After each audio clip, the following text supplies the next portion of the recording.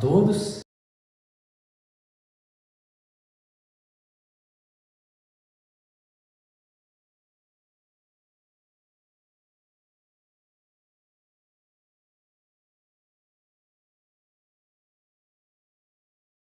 E de todo o nosso coração e alma. Amém? Amém.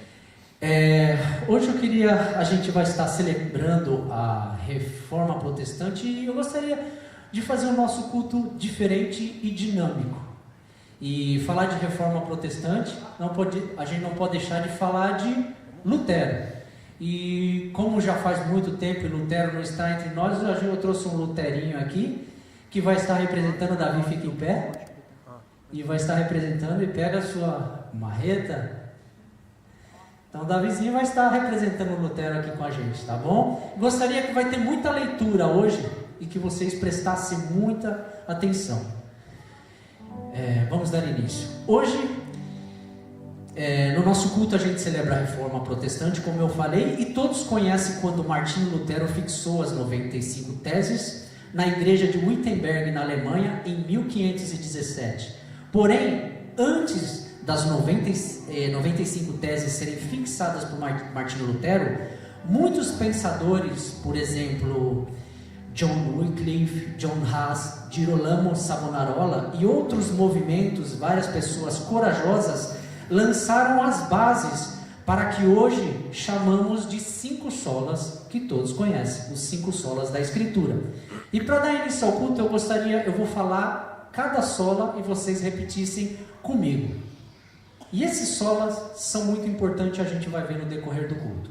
Então, com alto e bom som, vamos fazer os 5 solas juntos. Sola Escritura, sola fide, sola gratia, solus Christus, soli Deo gloria. Que em português vamos falar junto também. Somente a Escritura, somente a fé, somente a graça, somente Cristo, somente a Deus a glória. Você crê nisso? Amém. Amém. Eu posso dizer de coração, de boca cheia. Amém? Portanto, muitos homens e mulheres deram sua vida e reputação, e em alguns casos essas pessoas, homens e mulheres, morreram de forma brutal, para que hoje você pudesse ter acesso às Escrituras e à liberdade de culto, não sendo isso um privilégio somente da alta classe religiosa dominante. Estes homens e mulheres do passado enfrentaram abusos e distorções da fé cristã e lutaram para facilitar o nosso acesso às Escrituras para leigos e pessoas comuns, traduzindo a Bíblia para a nossa própria língua, à luz dos 5 solas que a gente falou. Que venhamos a nos comprometer, tanto de forma individual ou coletiva, a obedecer de coração, protestando quando necessário no momento oportuno, em um mundo cheio de distorções, que tem causado muitos danos às vidas humanas. Que essas 5 solas da Escritura sejam nosso fundamento inabalável e que sejamos pessoas verdadeiramente humildes e gratas, expressando essa mesma graça aos outros, vivendo somente para Deus e não para os prazeres e luxos do poder que o mundo oferece à custa da opressão da fé. E a reforma, irmão, ela nos lembra de algo muito importante que o nosso coração sempre insiste em esquecer, que a salvação é totalmente dom de Deus. Você crê nisso? Amém, eu também. Então vamos dar início ao nosso culto.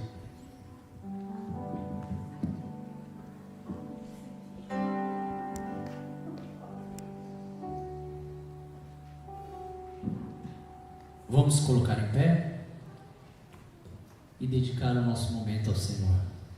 A Ele toda a glória.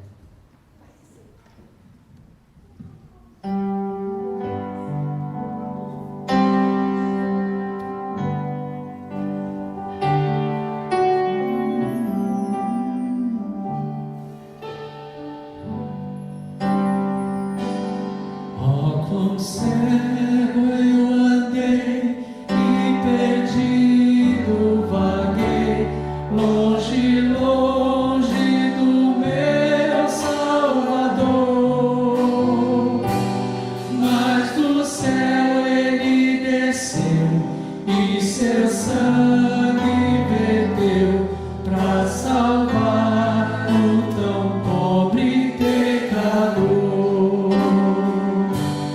Foi na cruz, onde um dia eu vi meus pecados castigados em Jesus. Foi ali pela fé que os meus olhos abri e agora me alegro em sua luz. Eu ouvia falar nessa graça sem par que do céu trouxe o nosso Jesus. Mas eu surdo me fiz, converter-me não quis ao Senhor que por mim morreu na cruz. Foi na cruz, onde um dia eu vi meus pecados castigados em Jesus. Foi ali pela fé que os meus olhos abri e agora me alegro em sua luz. Um dia senti meus pecados e vi sobre mim a espada da lei. Apressado fugi, em Jesus me escondi e a dor seguro nele achei. Foi na cruz, onde um dia eu vi meus pecados castigados em Jesus. Foi ali pela fé que meus olhos abri e agora me alegro em sua luz. Foi na cruz, onde um dia eu vi meus pecados castigados em Jesus. Foi ali pela fé que os meus olhos abri e agora me alegro em sua luz.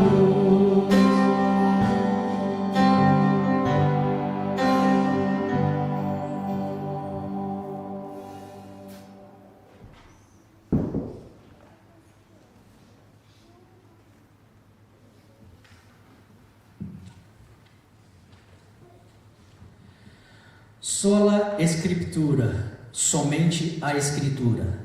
As Escrituras Sagradas, que são inerrantes e infalíveis, são a base sólida que os seres humanos precisam para o seu autoconhecimento e principalmente para a sua redenção. A Escritura é nossa autoridade máxima, revelada por sua palavra inspirada. Tudo o que precisamos para a fé está na palavra. Outras fontes, claro, são importantes e respeitadas, mas todas devem se submeter à autoridade final, que é a palavra de Deus. A Bíblia é a tradição viva da igreja, o guia principal para ensinar, aconselhar e adorar. A Bíblia ilumina a direção que devemos tomar e é aonde a nossa fé se ancora. A coleção confiável de documentos históricos que tem como objetivo central anunciar o Cristo revelado e seu propósito redentor na história. Assim como fizeram os protestantes, precisamos estar atentos às distorções da fé, mesmo dentro das práticas religiosas, para não sermos enganados. Lembre-se, tudo está em Cristo e devemos ir para onde Cristo prometeu estar, que é em sua palavra. Examinem as Escrituras, porque são elas que testificam de mim. João 5,39. A fé vem pelo ouvir, ouvir a palavra de Deus. Romanos 10, 17.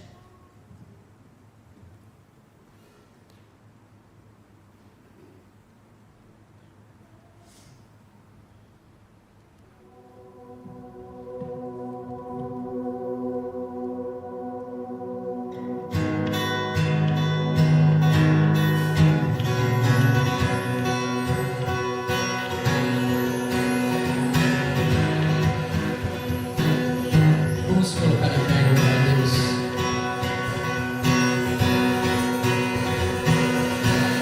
Castelo forte é o nosso Deus, espada e bom escudo,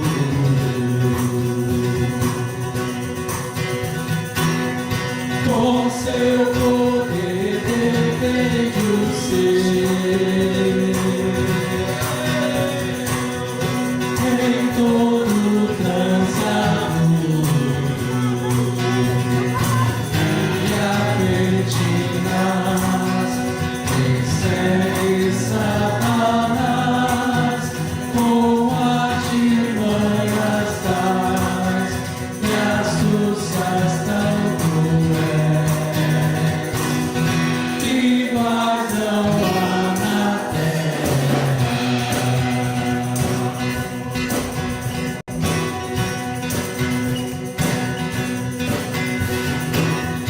A nossa força nada faz, estamos sim perdidos,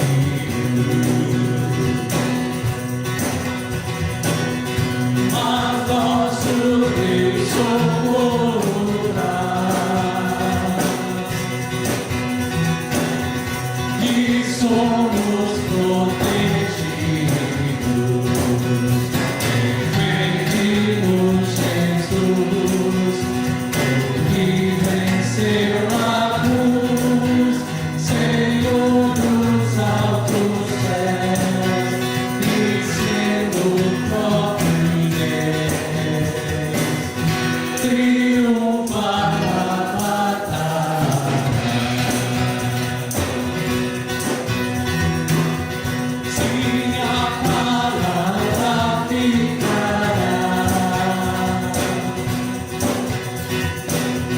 Sabemos com certeza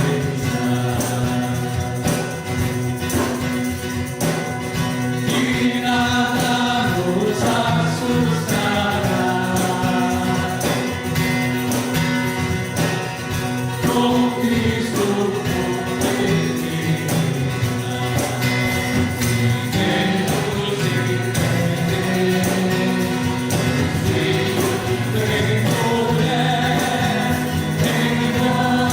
vida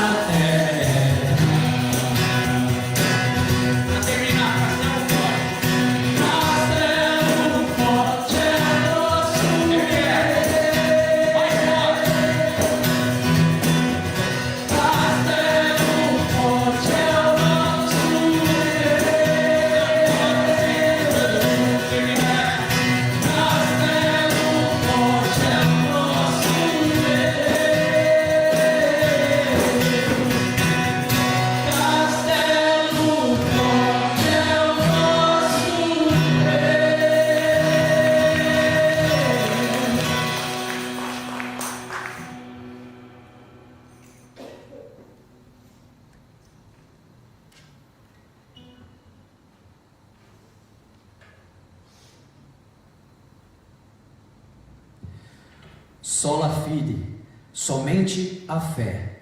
Somente pela fé, recebendo e repousando em Cristo e em sua justiça, é o único instrumento de justificação. Todos que estão em Cristo fazem parte da mesma família e seus pecados foram perdoados. Não por obras de esforço humano e nem por rituais religiosos. A salvação não pode ser comprada. Ela é um presente de Deus pela fé em Cristo. E nós, como seres humanos pecadores, devemos reconhecer a nossa necessidade de um Salvador. Por isso, o batismo é nossa confissão pública de fé. Pois nenhum de nós temos senso suficiente para buscar a Deus por conta própria. É a graça que nos convida ao arrependimento e à dependência de Deus. Justificados, pois, mediante a fé, temos paz com Deus por meio de nosso Senhor Jesus Cristo. Romanos 5:1.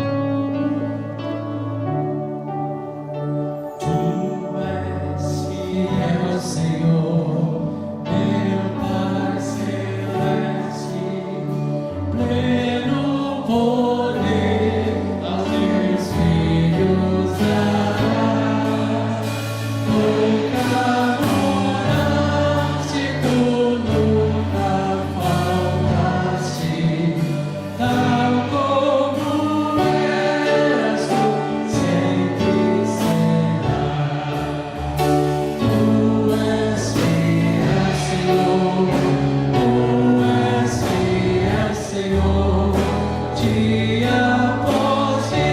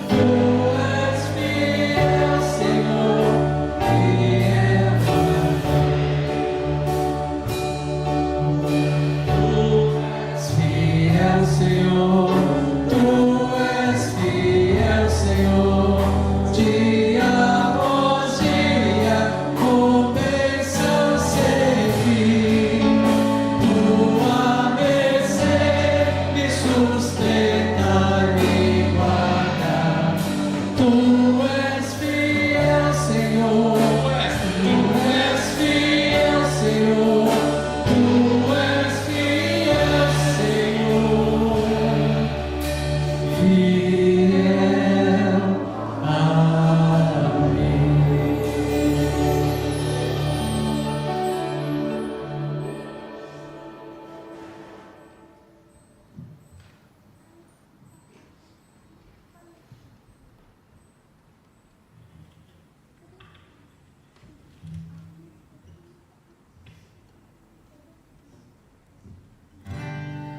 Sola gratia, somente a graça. A salvação é um dom concedido por Deus através de Cristo. Não há como negociar ou comprar. É um favor imerecido de Deus ao ser humano. Não há indulgência ou penitência a ser feita. Não aceite mediadores ou porteiros do divino, cobrando pedágio. Na época da Reforma, as indulgências vendiam tesouro no céu. Hoje, a teologia da prosperidade faz ainda pior, vende promessa de tesouro na terra. Assim como no tempo de Lutero, essa é uma grave distorção do Evangelho, trocando a graça por ganhos materiais.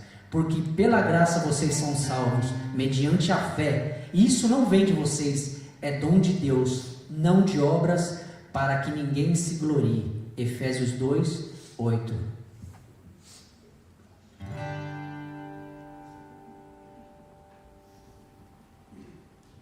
I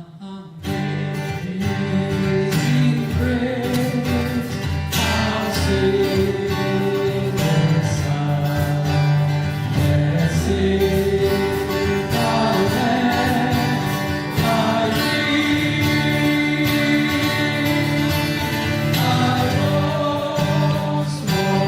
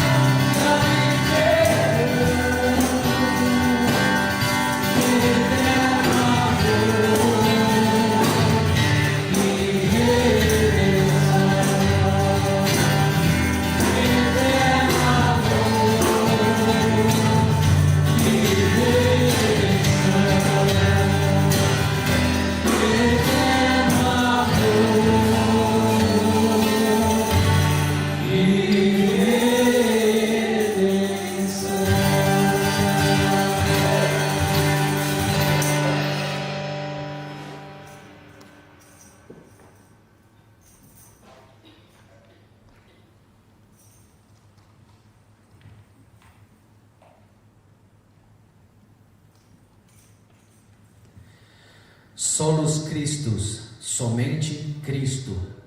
Cristo possui a realeza universal, é o dono do cosmos, a fonte suprema do bem e o próprio bem em si. Somente Cristo é o cabeça da igreja, ele é a pedra fundamental e o único mediador entre Deus e os homens. Não reconhecemos a autoridade papal e nem de qualquer outro líder religioso como cabeça da igreja. Além disso, não nos deixamos levar por gurus da internet ou coaches espirituais que propagam suas opiniões inconstantes e sem fundamento, desviando-se da sã doutrina. 2 Timóteo 4 e Tito 1:9. Somos servos e servas do Senhor Jesus Cristo, seguindo o exemplo da bem-aventurada Maria, mãe de Jesus, que foi agraciada por Deus e respondeu com humildade e obediência, dizendo: eis-me aqui, eu sou a serva do Senhor. E como embaixadores e emissários de Cristo, nossa missão é proclamar o Evangelho conforme nos foi confiado por Deus. Nossa comunidade cresce no ensino e no apoio mútuo, com respeito e amor fraterno em Cristo. Estamos centrados unicamente em Cristo e na sua Santa Trindade, buscando seguir seus ensinamentos e glorificá-lo em tudo. Por essa razão, não adoramos ou cultuamos santos. Contudo, honramos com todo respeito as testemunhas da fé. Cristo é o Cordeiro de Deus que tira o pecado do mundo, porque dele e por ele e para ele são todas as coisas. Glória pois a ele eternamente. Amém. Romanos 11:36.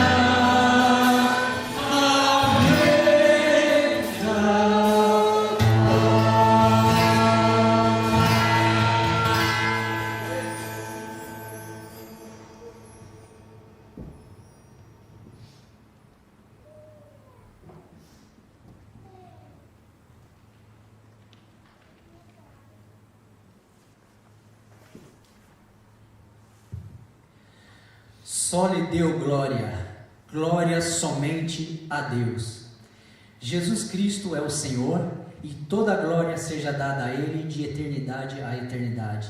Ele detém a supremacia, sendo o princípio e o fim, o centro e o sustentáculo de toda a existência. O chamado da igreja é manter Deus no centro de tudo, no só lhe deu glória. Não buscando glória para si mesmo, nem fazendo de líderes religiosos o centro de nossa adoração. E lembre-se, é inadmissível fazer da casa de Deus um negócio lucrativo ou um palco para entretenimento. A igreja é o lugar onde o arrependimento, a graça, a redenção e a esperança da salvação de Deus chega até o homem. A Eucaristia, a Santa Ceia, reflete esse princípio de que estamos unidos na centralidade de Cristo, no corpo e o sangue, representado pelo pão e pelo vinho, na autoridade das Escrituras, na salvação pela fé, na graça de Deus e a glória que pertence somente a Ele. E que oportunidade maravilhosa nós temos aqui, irmãos. Portanto, que nossa vida testifique verdadeiramente quem deve ser o centro da nossa devoção, pois não é possível servir a dois senhores. Que possamos voltar à mensagem da cruz e fazer dela o tesouro do nosso coração. Pois decidi nada saber entre vocês, a não ser Jesus Cristo e esse crucificado. 1 Coríntios 2, Maranata.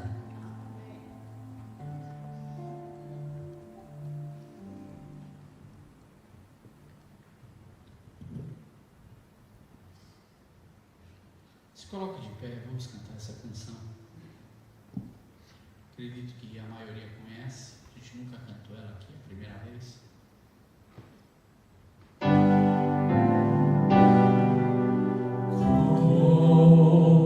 Como agradecer pelo bem que fizeste a mim, bênçãos cedidas, demonstrou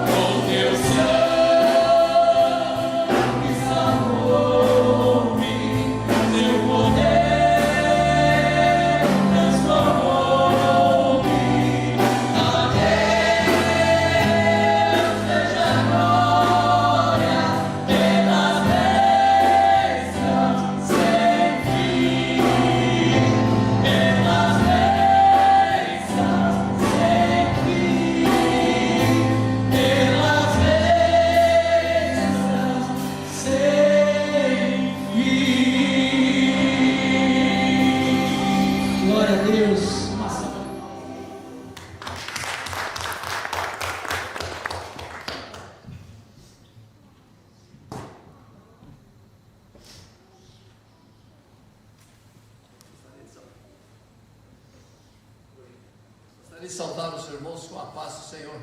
Amém, irmãos? Então esse é o momento em nosso culto a Deus que nós reservamos para entregar nossos dízimos e nossas ofertas.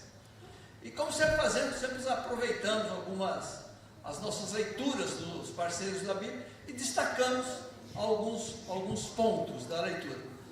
A título de informação, nós já estamos no final do Velho Testamento, ou seja, nós estamos no livro do profeta Zacarias, né? Faltam apenas o profeta Malaquias, que é curtinho, né? Então, nós estamos voltando a mais ou menos 10 capítulos para terminarmos o Velho Testamento.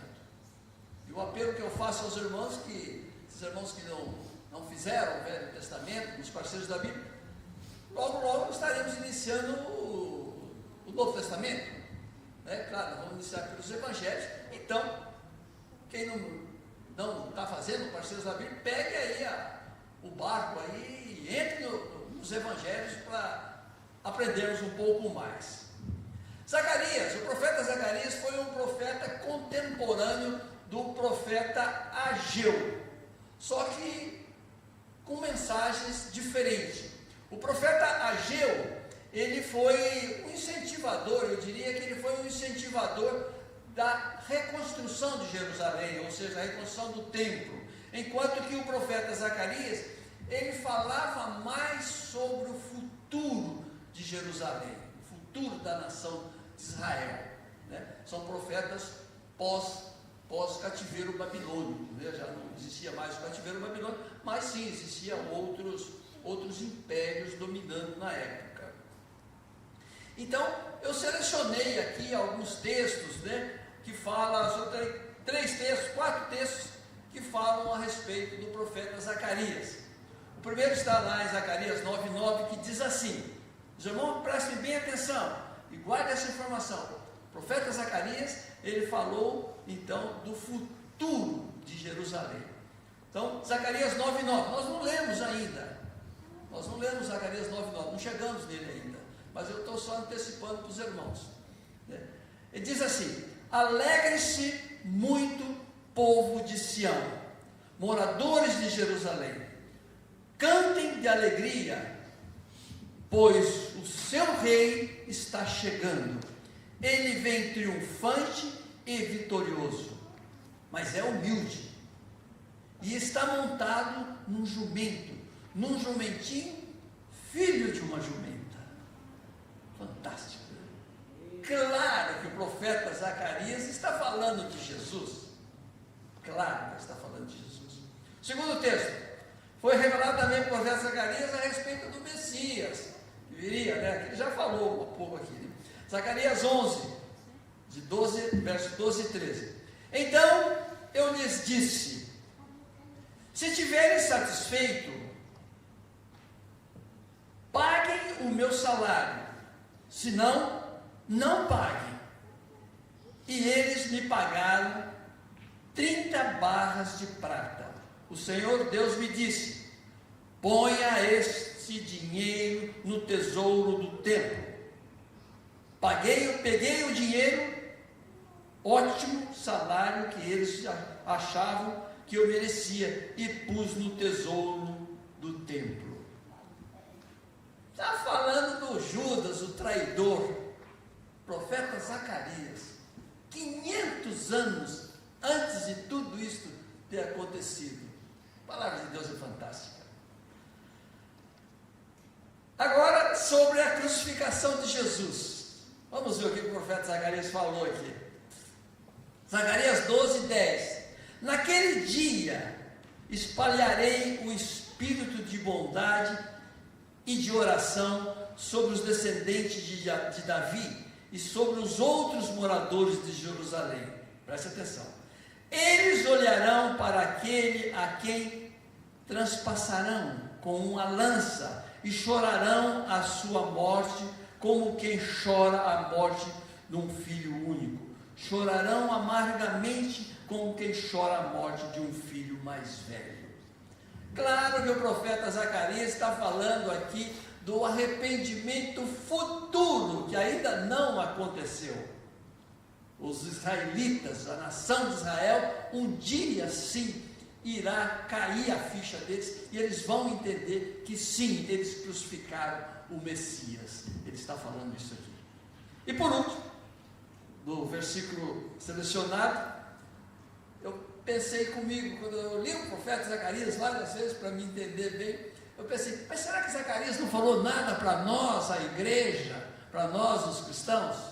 Falou, o profeta Zacarias falou para nós também. Diz assim, Zacarias 4,6, esse nós já lemos aqui, Zacarias 4,6, não será por meio de um poderoso exército, nem pela sua própria força, que você fará o que tem que fazer, mas pelo poder do meu Espírito. Sou eu, o Senhor Todo-Poderoso, quem está falando. Claro que o profeta Zacarias está falando de nós. Claro que o texto aqui não está se referindo diretamente a nós.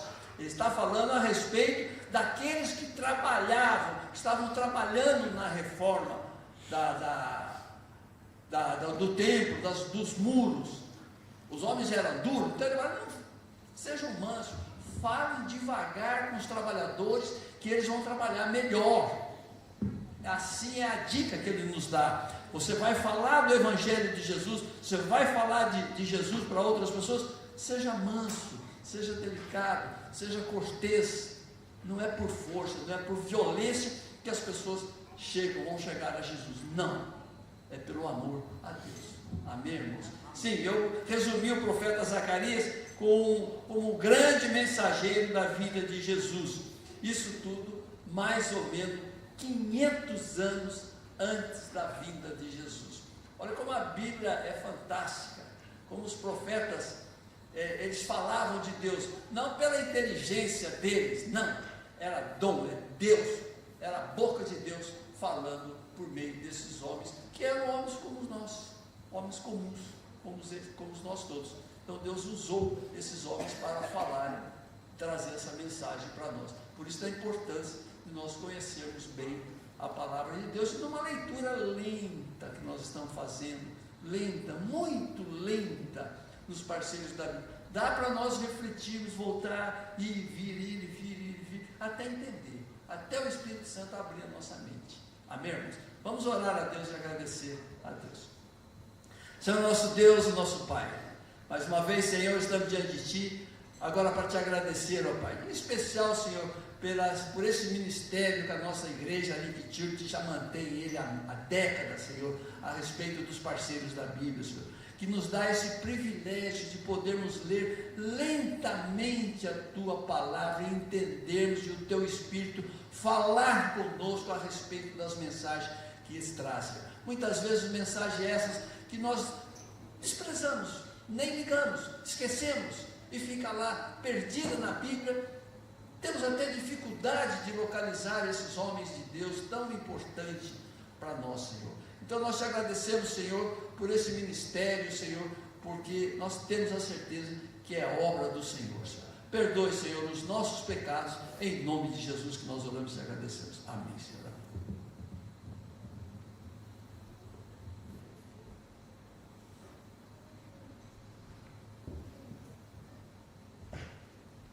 Pode cantar comigo?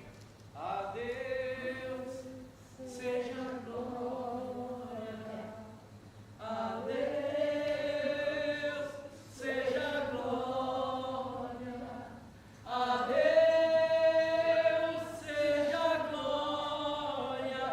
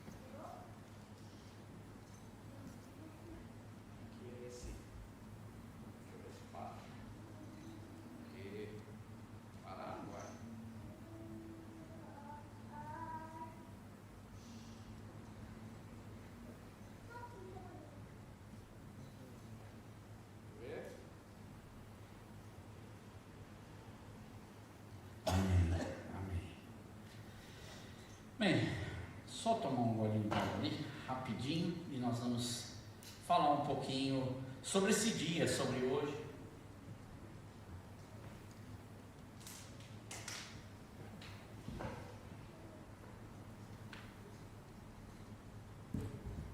Eu queria a tua atenção nesse tema que nós estamos falando. Eu quero trazer algumas informações para você.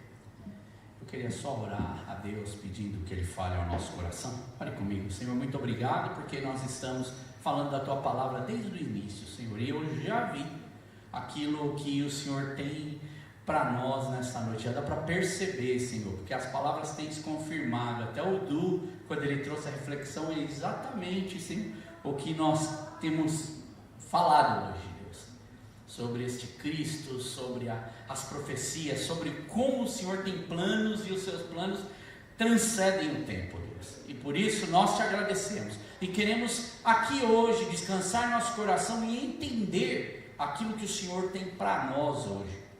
Fala conosco aqui, fala aqueles que assistem esse culto, no nome de Jesus, amém. Eu queria convidar você a abrir a tua Bíblia em Romanos 1, verso 16 e 17, para darmos início.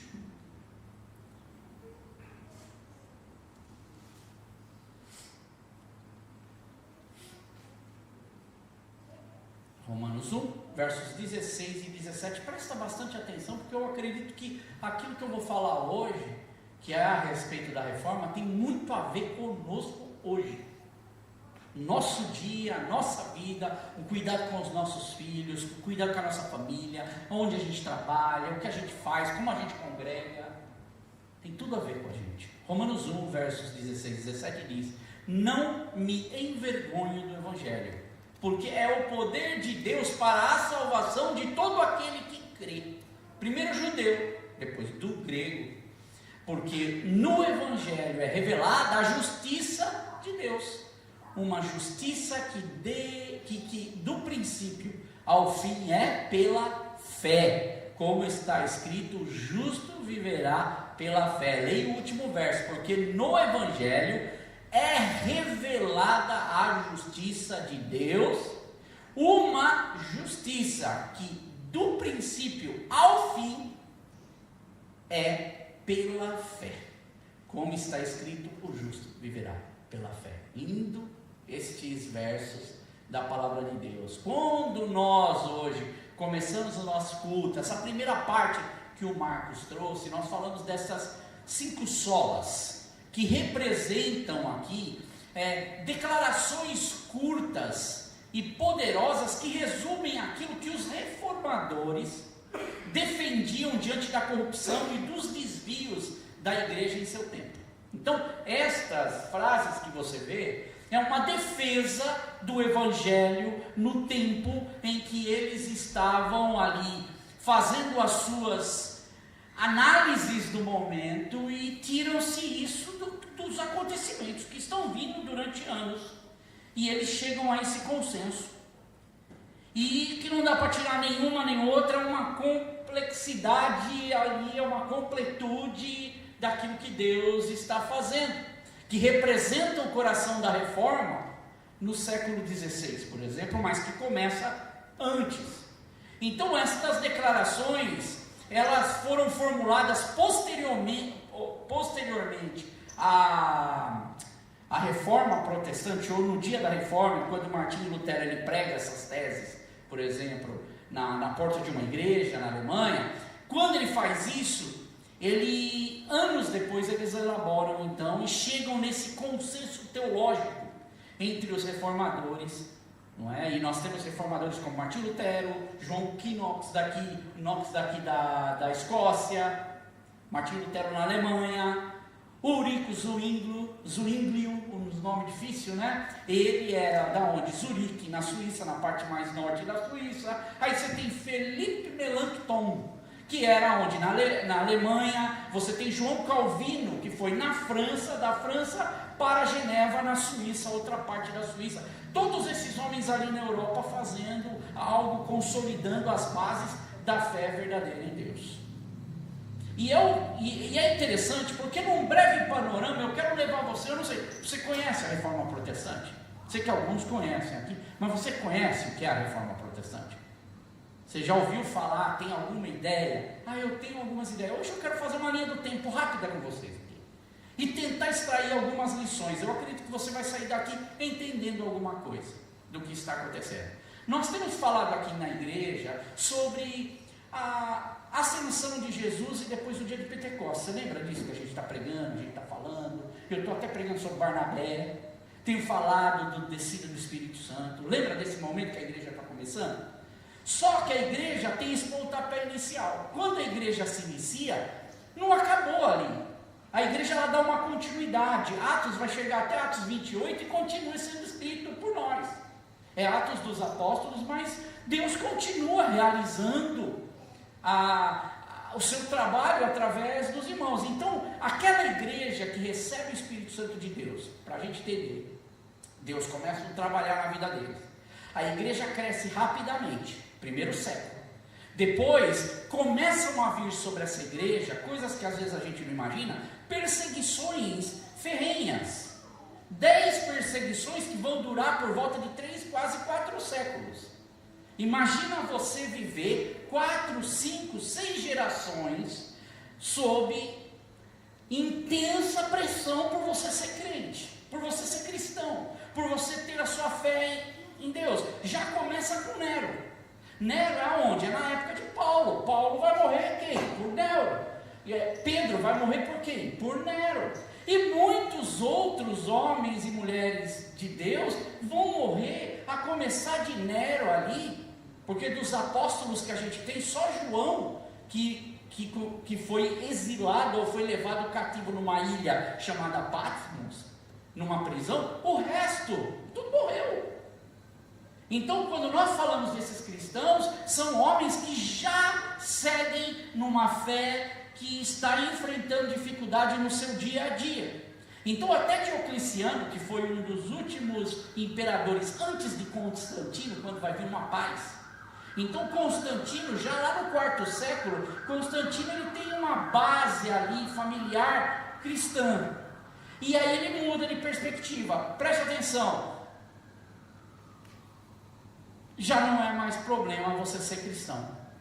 De repente muda. Você imagina, você está vindo séculos de pressão, de gente pressionando, sua família, suas gerações padeceram, e de repente entra um imperador, e esse imperador agora, ele fala e diz que os cristãos, ele faz até um edito de Milão em 313 depois de Cristo. Imagina, 313 anos depois de Cristo, o que acontece? Ele faz um edito de Milão, e ali então começa a haver uma liberdade para os cristãos. E outras coisas vão acontecer. Por exemplo, 380 depois, mais 70 anos depois, um outro homem, Teodósio I, vai transformar o cristianismo em religião ali do Império Romano. Mudou completamente o quadro.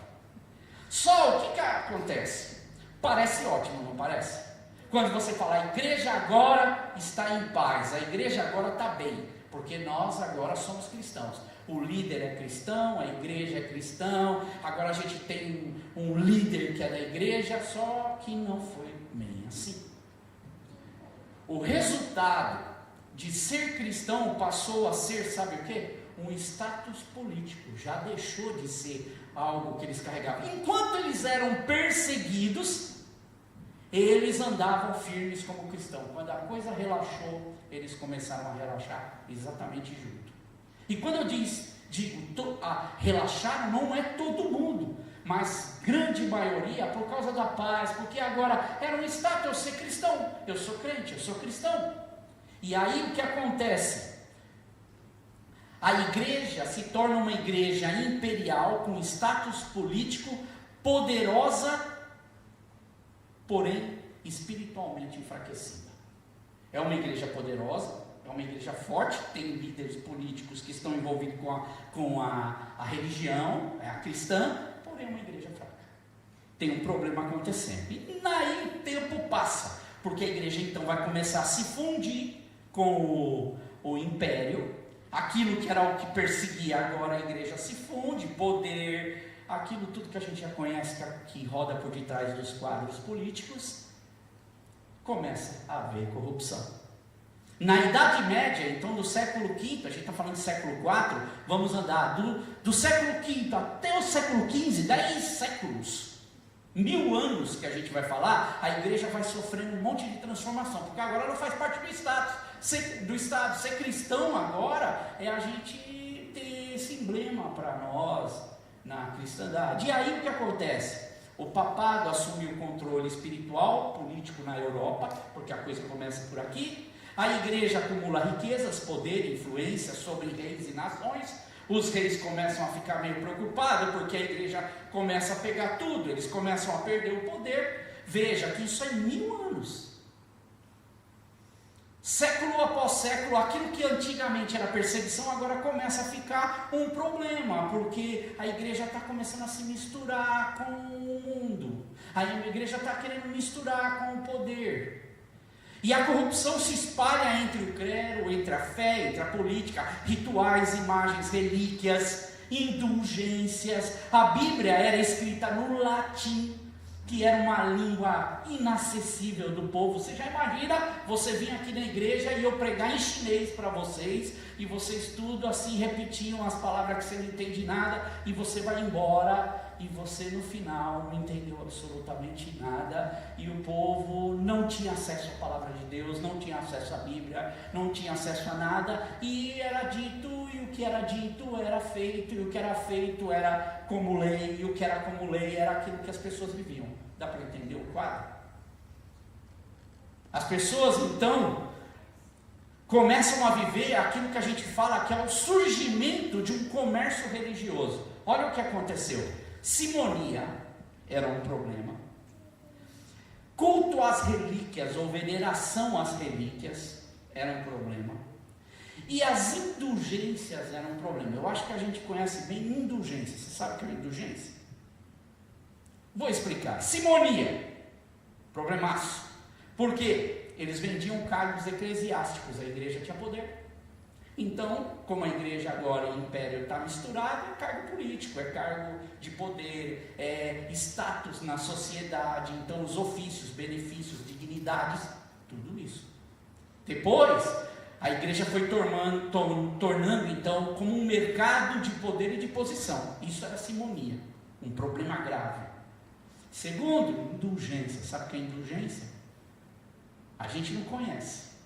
A gente não tem ideia, a gente tem os problemas de hoje. Você tem os seus problemas de hoje para enfrentar dentro da igreja, mas eles tinham os deles. E esse era um grave problema, porque era a remissão da pena temporal do pecado através da autoridade da igreja. Quem aliviava o pecado das pessoas? Purgatório, penitência, que é quando a pessoa ficava lá no estado de espera se é para o céu, para o inferno ali, e ali era, tudo dependia ali do jeitinho. E as pessoas, isso não influenciava nada, porque quem morreu, morreu, e quem estava em pecado, se não fosse por Jesus Cristo, continuaria em pecado. Mas as pessoas acreditavam que aquilo que elas faziam, elas estavam fazendo certo. E aí o que acontece? Começa a haver comércio e abuso também no quesito salvação. Olha que absurdo. O que Jesus fez de graça, agora você tem que pagar, agora você tem que fazer isso, fazer aquilo. Existe um monte de coisa que tem que ser feita. Então isso era indulgência. E agora um absurdo, que para mim, que era o comércio de relíquias. Você tem uma ideia do que era isso? Comércio de relíquias era chamado até de veneração, porque às vezes era considerado como uma comercialização. Os objetos ligados a Cristo, à Virgem, aos santos, a Virgem Maria, aos santos, estes objetos que eles diziam que era ligado a estas pessoas, vamos dizer, religiosas, que eles consideravam como patronos, mártires, eles falavam que era como se fossem santos essas peças. E essas peças tinham um poder. Então começou a virar fonte de rei desses objetos e também peregrinação, porque as pessoas vinham ver, olha, está aqui o manto de Jesus Cristo, que é nós temos o que? O santo sudário, que eles dizem, o prego da cruz, mais entre outros, coroas, lenços, medalhas, pedras, pregos, partes da cruz de Cristo. E eles iam então, os mosteiros e as igrejas competiam para possuir essas relíquias, acreditando que elas iam atrair os peregrinos. E também atraía com os peregrinos doações. Então as pessoas iam na igreja para dar o dinheiro, porque elas acreditavam que dando dinheiro, elas iriam ser abençoadas, curadas, iam pagar penitência, livres do pecado, ia livrar a gente. Então era tudo relacionado a essa relíquia de perdão de pecados. E o pior, que há muitas dessas relíquias ali, ou quase boa parte delas, eram falsas. E ali o que acontece? Quando uma pessoa que era da igreja, por exemplo, na época morria, estava lá a parte e aquilo virava santo. E assim foi decorrendo dos séculos. E os que eram do passado, eles foram começando a inventar. E eles vendiam isso e eram usados para arrecadar dinheiro, muitas vezes ligado à concessão dessas indulgências. Vai livrar você do mal eterno, vai livrar você do pecado. Olha, irmãos, as pessoas nessa época levavam isso a sério, porque eles não tinham esperança, eles não tinham conhecimento, acesso à Bíblia que a gente tem. Por exemplo, John Wycliffe, ele chamou essas relíquias de ossos mortos e fábulas para enganar o povo. Século XIV.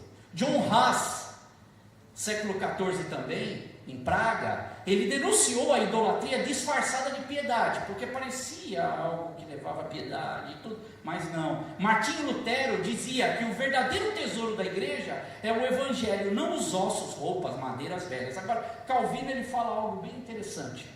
Calvino ele diz: se a gente reunisse todos os pedaços da verdadeira cruz exibido nas várias partes que elas estavam, da cristandade, eles encheriam completamente um navio. Tudo o que dizia é verdadeiro, essa cruz, verdadeira. Se eles reunissem todas as cruzes que estavam por toda, eles encheriam um navio em várias partes. O Evangelho testifica, e ele diz assim, o Evangelho testifica que a cruz de Cristo, ela pode ser carregada por um único homem. Foi ou não foi? A cruz de Cristo foi carregada por quê? Por Cristo, ok?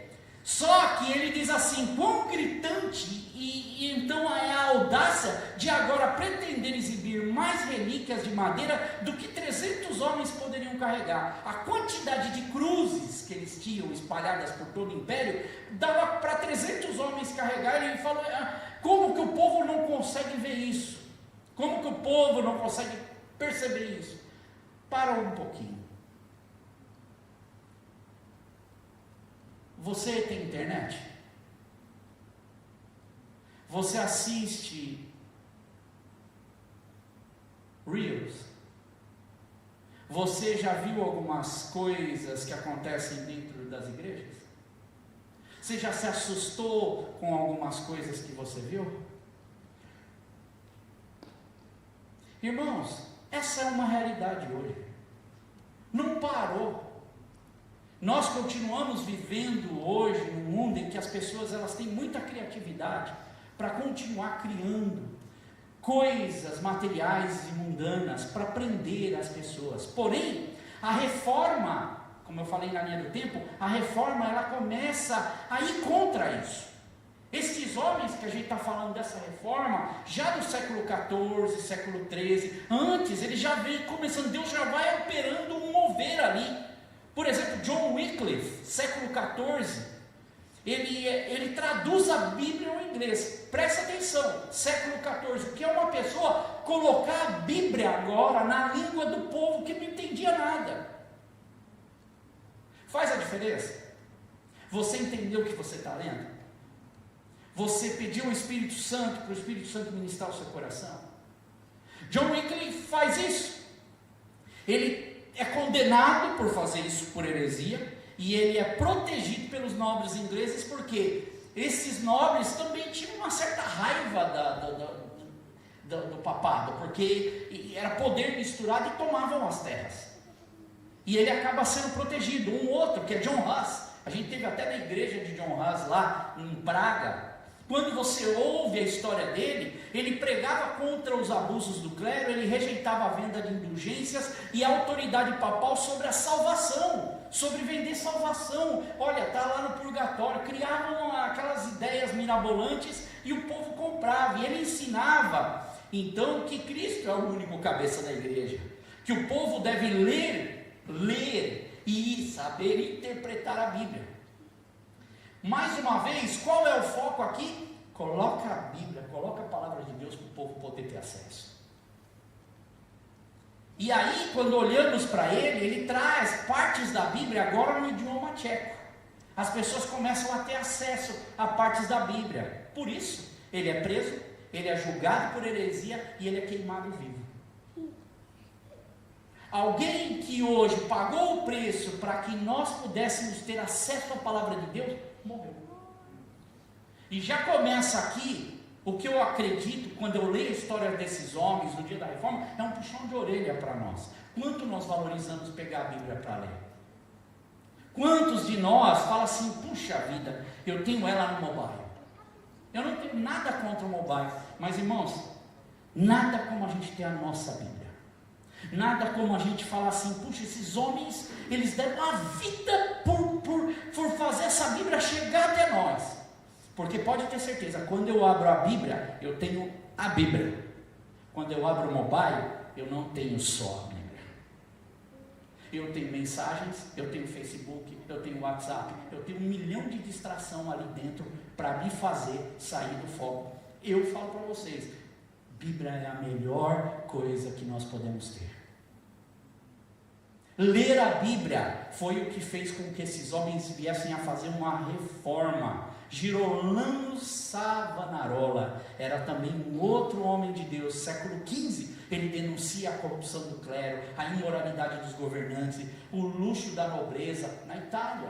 Todo lugar Deus está explodindo para que algo aconteça. Sabe o que aconteceu com Girolamo Savonarola?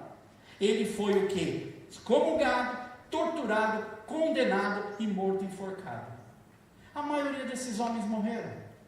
Por isso a reforma, ela começa a ganhar nuances importantes, porque quando chega Martinho Lutero, praticamente 100 anos depois desses homens, 100 e poucos anos depois, esse monge agostiniano, Deus já estava ali trabalhando, ele começa a ver dentro da igreja as injustiças, o comércio das indulgências, e aí ele começa a ver um homem lá chamado Tetzel, que ele começa a angariar fundos com o objetivo do quê? De construir o Vaticano. E aí ele sai e ele dizia assim, quando a moeda tilinta no cofre, a alma sai do purgatório, a alma é liberta. O que faz isso? Puxa, eu vou dar dinheiro para levar meus parentes, tudo que está morto, e que está de repente lá sofrendo o purgatório, aguardando se vai para o céu ou para o inferno. E não foi lá uma boa pessoa, é melhor a gente comprar isso daí. E aí, 31 de outubro de 1517, Lutero ele faz o quê? Já com o seu coração, naquele momento, ele faz algumas teses, quando eu estava até conversando com o Marco, quando você olha as teses, tem algumas que não faz sentido algum para a gente hoje, porque eram da época, era do momento deles, mas as teses deles levavam um conjunto de coisas, que é o que você está vendo aqui. A tese dele levava o povo a entender, quando ele diz assim, em 31 de outubro, ele tem isso, ele fala, eu quero pregar para todo mundo ver. Mas algo estava acontecendo diferente em 1517, que não estava acontecendo em 1400. Deus estava preparando o caminho. Com John Huss, com Wycliffe, com esses homens de Deus, com Savonarola, Deus estava, e outros, Deus estava preparando o caminho. E aqui Lutero, ele tem assim esse toque desse texto que a gente leu, porque no Evangelho é revelada a justiça de Deus, uma justiça que do princípio ao fim é pela fé, como está escrito, o justo viverá pela fé. Lutero defende que a salvação é pela fé, não é por obras, ele acaba sendo excomungado, mas ele é protegido por príncipes alemães, que também tinham desavença com o papado, e aí ele traduz a Bíblia para o quê? Para o alemão. Percebe o que está acontecendo com esses homens? O que eles fazem?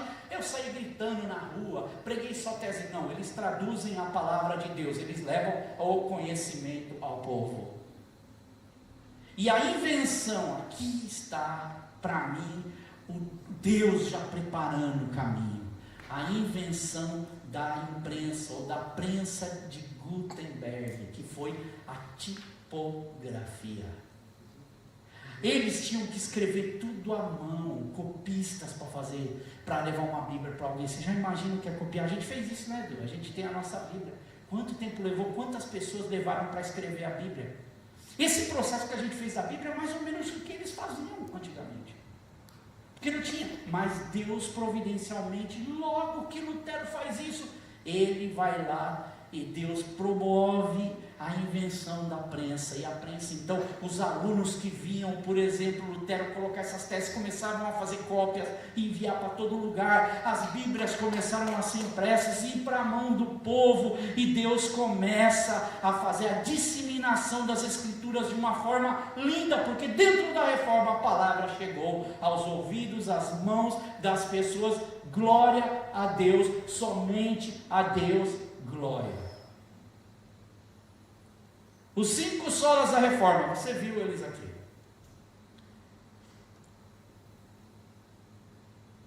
Só a Escritura, somente a Escritura. A Bíblia é a única autoridade final em matéria de fé e prática. Quando Paulo escreve para Timóteo, quando ele está indo para a sua morte, ele diz assim para Timóteo, em 2 Timóteo capítulo 3, versos 16 e 17, ele diz: Timóteo, toda a Escritura é inspirada por Deus e útil para o ensino, para a repreensão, para a correção, para a instrução na justiça, para que o homem de Deus, e homem aqui é homem e mulher, homem de Deus seja apto e plenamente preparado para toda boa obra. O que Paulo ele tem na hora de morrer? O que ele faz na hora de morrer? Como muitos desses homens, ele fala para Timóteo: Escritura, palavra de Deus é a chave para a nossa vida.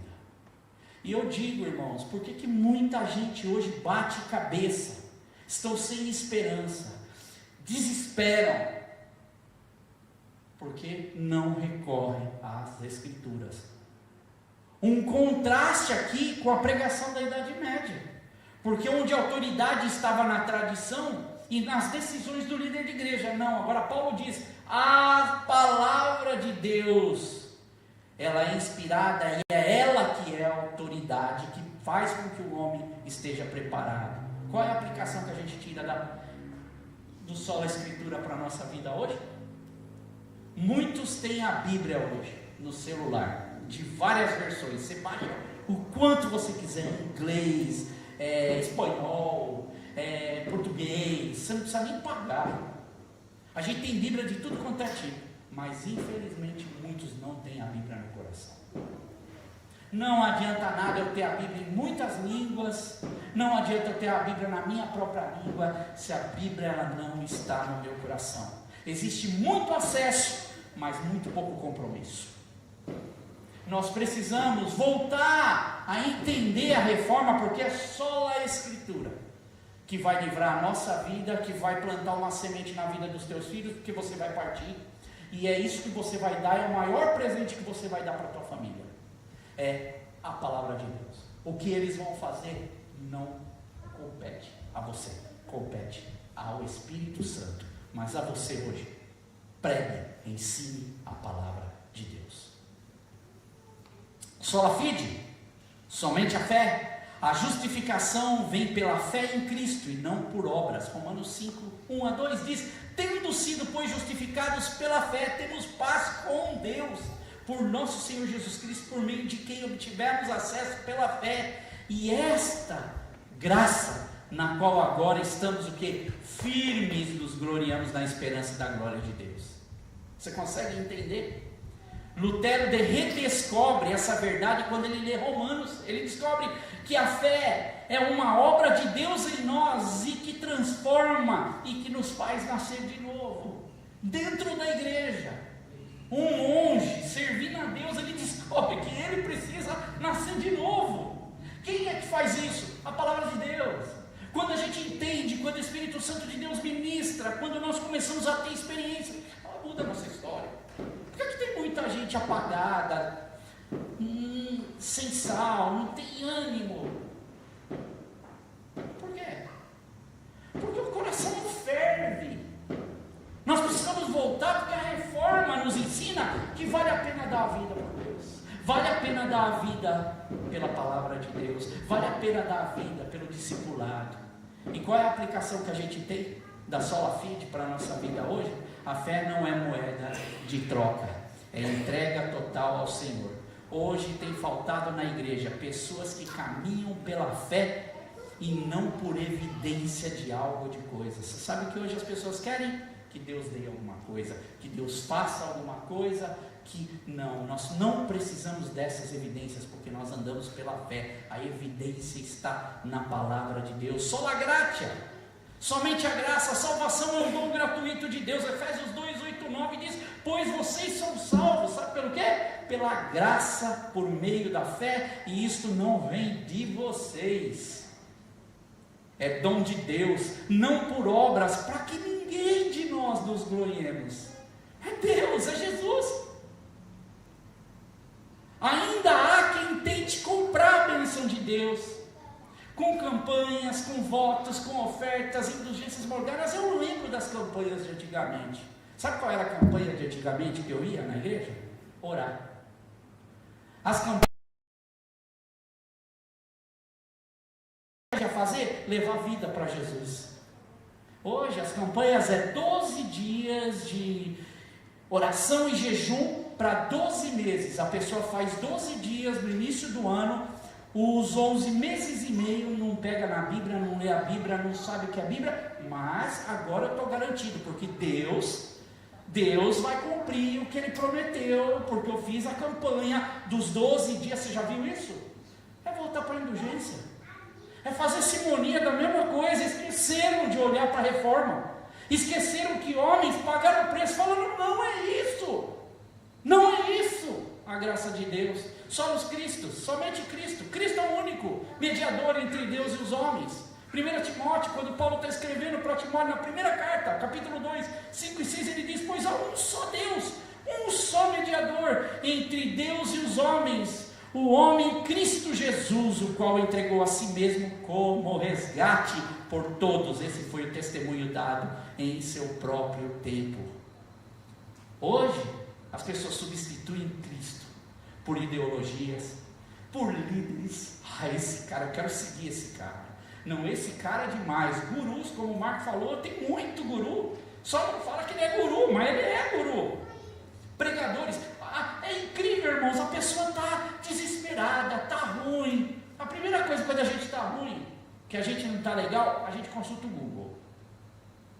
É batata. A maioria vai e consulta o Google, o ChatGPT agora, porque o ChatGPT dá ali umas dicas legais. Eu também faço isso. Agora, quando a pessoa está com insônia, a pessoa está com desespero, ataque, pânico, depressão, sabe o que a pessoa faz? Deixa eu ir na internet, aí ela coloca assim: estou com ansiedade, crise do pânico, e aí começa a vir um monte de guru ali para você seguir.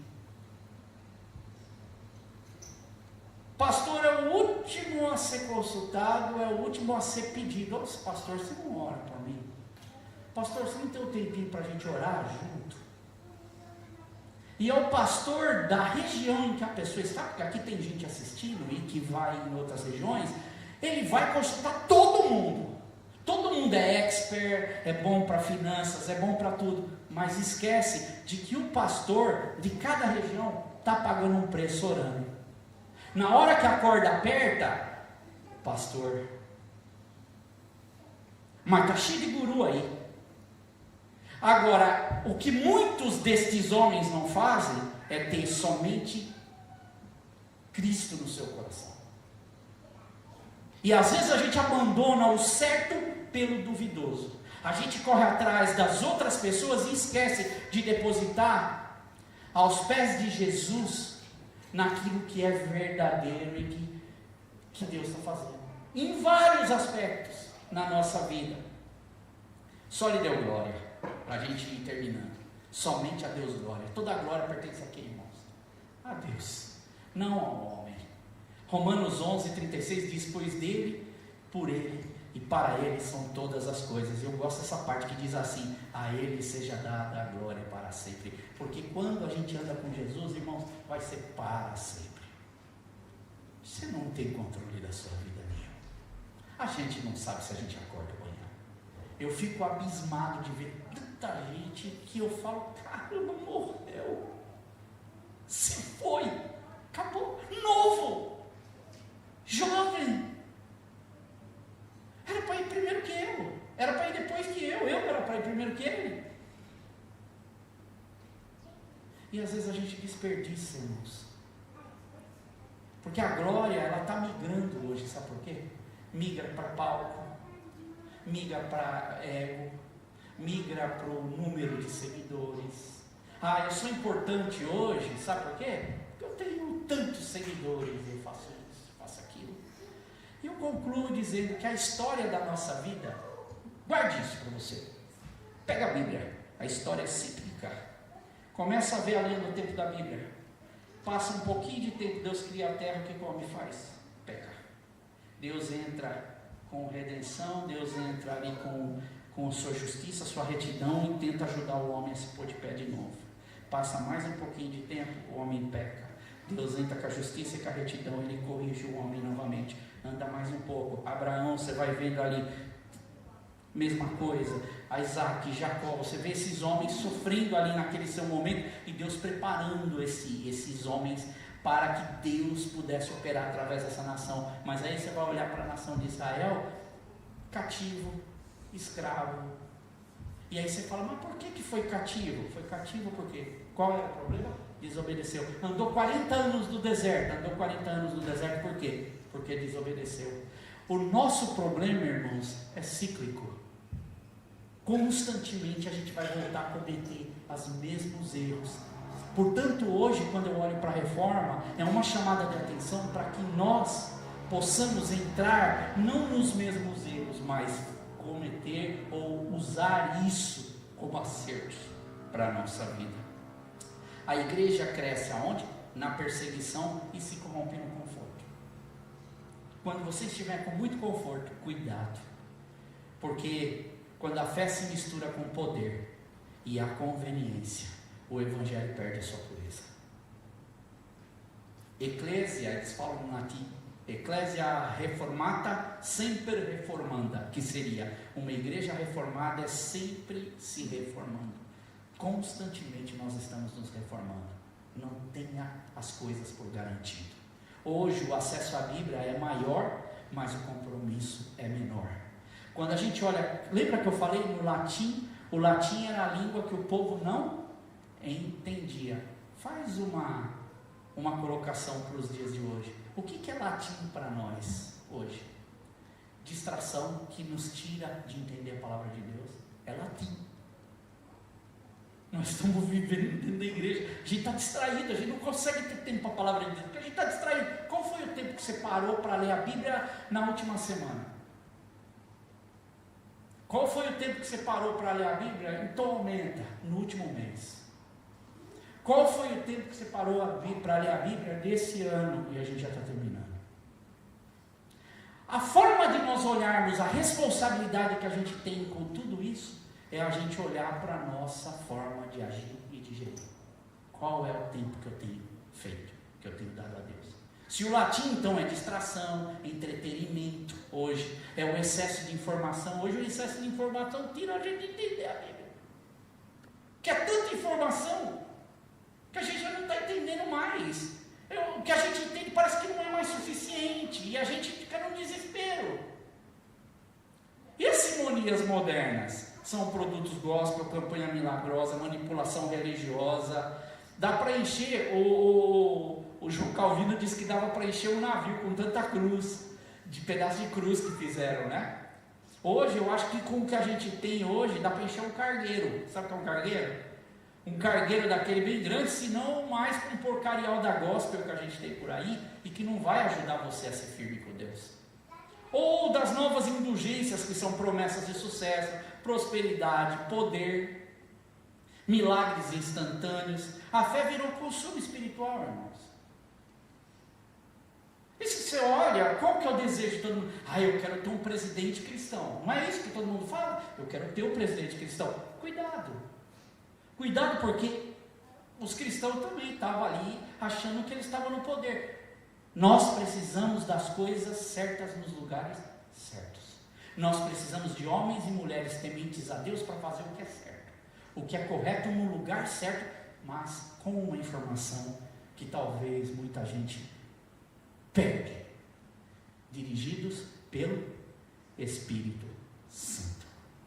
Quando eu faço a minha eleição dos líderes que eu acho que tem, sem que o Espírito Santo esteja no comando, é confusão.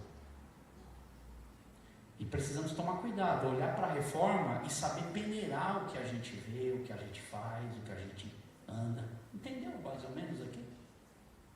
Porque senão, irmãos, em nome da igreja, como era antigamente, a gente sai dizendo que nós estamos fazendo tudo.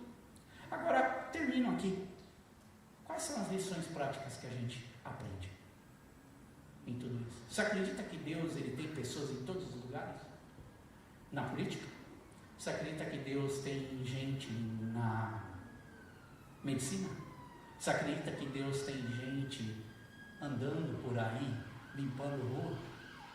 Em todos os lugares. E são pessoas usadas por Deus, assim como esses homens eram em cada uma destas partes, diferentes umas das outras. A palavra deve ser central. Voltemos à sola escritura. A fé deve ser viva. Então, sola fide, que nos lembra que não é um ritual, mas é relacionamento. A graça deve ser celebrada, sola gratia, nos liberta da performance. Hoje tem muita gente performando, mas não vivendo. Sola Christus, porque Cristo deve ser suficiente, só Ele basta, nada mais. Sola lhe deu glória, que é o fim de todas as coisas, onde a glória deve ser devolvida a Deus. A reforma, termina aqui a minha pregação, não terminou em 1517, ela continua em cada crente que volta para a palavra, que vive pela fé, que humilha na graça, que exalta Cristo e que dá toda a glória a Deus. Você crê nisso? Faça disso o seu dia a dia, que possamos voltar à mensagem da cruz e fazer dela o tesouro do nosso coração. E eu quero convidar o Marcos aqui, enquanto o Marcos vai falar alguma coisa aqui, para mim me preparar e colocar a música para ele. Ele vai só. Presta atenção.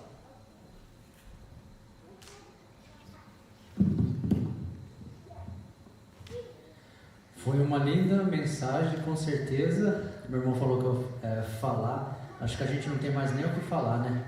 A gente só tem aqui prostrar diante de Deus e falar: Deus, como eu até citei Maria, eis aqui o servo e a serva do Senhor, faça de mim de acordo, cumpre mim de acordo com a sua palavra.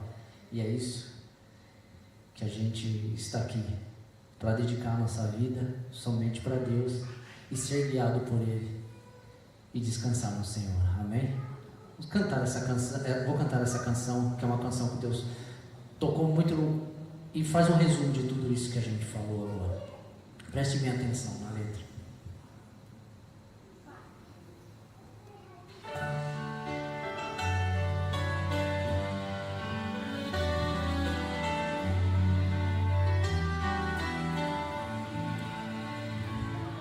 Os púlpitos estão se transformando em espetáculos de ostentação. A mensagem de Jesus é rejeitada e dá lugar para exibição de riquezas. Mas isso vai contra o ensino da vida vida de Jesus e dos seus apóstolos. Jesus nasceu em uma manjedoura, não tinha onde reclinar a cabeça. A sua entrada triunfal foi montada em um jumentinho e nos ensinou que a vida de um homem não consiste nos bens que ele possui, e nos alertou que não devemos servir a Deus e às riquezas. Seus discípulos seguiram esse exemplo, aprenderam a viver felizes em qualquer situação, tanto no muito como no pouco. Eles não se enriqueceram com o Evangelho, mas entregaram a sua vida por ele. Infelizmente, para muitos, o Evangelho virou um negócio lucrativo. Vendem Jesus por moedas de prata, mas o juízo de Deus virá sem demora. Ele virará a mesa de quem faz do sagrado um negócio. Que possamos voltar a mensagem da cruz e fazer dela o tesouro do nosso coração. Infelizmente, para muitos, o Evangelho virou um negócio lucrativo. Vendem Jesus por moedas de prata, mas o juízo de Deus virá sem demora. Ele virará a mesa de quem faz do sagrado um negócio. E que possamos voltar à mensagem da cruz e fazer dela o tesouro do nosso coração. Amém. E essa é a mensagem.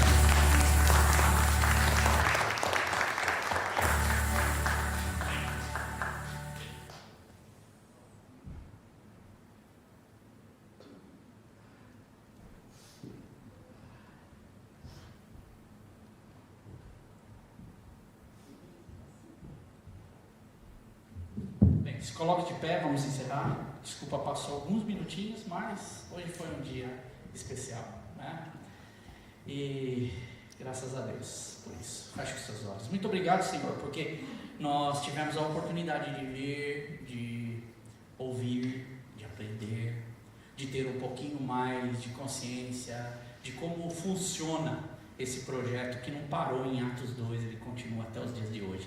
E nós carregamos essa responsabilidade. Que nós possamos saber, Deus, como conviver e viver neste mundo, Deus. Saber e conviver também, Deus, em tudo que nós fazemos. Naquilo que nós fazemos na nossa comunidade, naquilo que nós fazemos na nossa família, naquilo que nós fazemos como cristãos, naquilo que nós detectamos dentro de toda essa máquina que a gente vive, de governos. Que o Senhor nos torne, primeiramente, pessoas que tenham um compromisso com a palavra. E a palavra, ela vai sim trazer no nosso coração o direcionamento, Deus, e a transformação necessária, para que nós possamos gerir, agir e seguir de uma forma melhor como cristãos, Deus. Assim como aconteceu com os reformadores, que tinham suas falhas, as suas dificuldades, mas não desistiram de deixar suas vidas serem lapidadas pelo Senhor. E cada século que foi passando, Deus continuou trabalhando. E hoje essa responsabilidade chega em nossas mãos.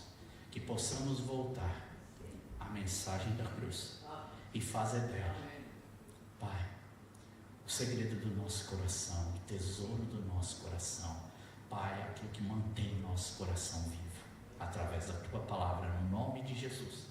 Que o amor de Deus, que a graça do Senhor Jesus Cristo e a comunhão do Espírito Santo esteja conosco todos os dias das nossas vidas, até a consumação dos séculos.